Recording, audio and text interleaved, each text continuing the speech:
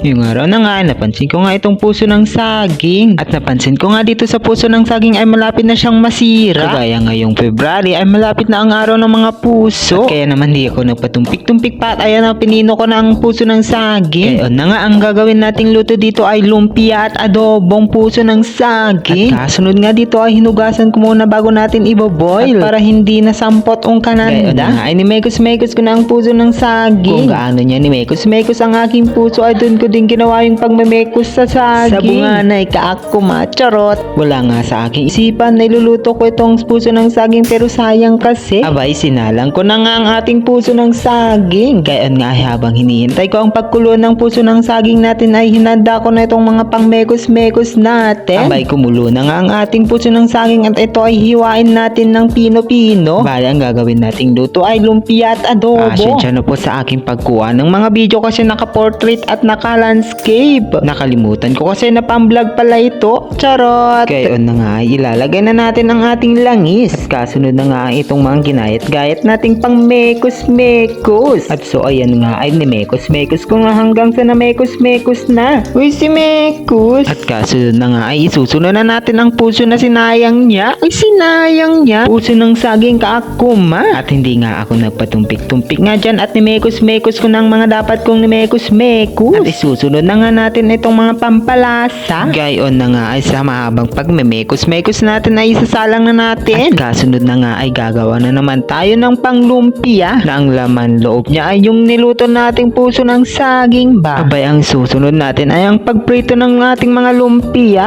Ilang sandali na nga ay naluto na ang ating lumpia, diba? At tara, kakain na tayo.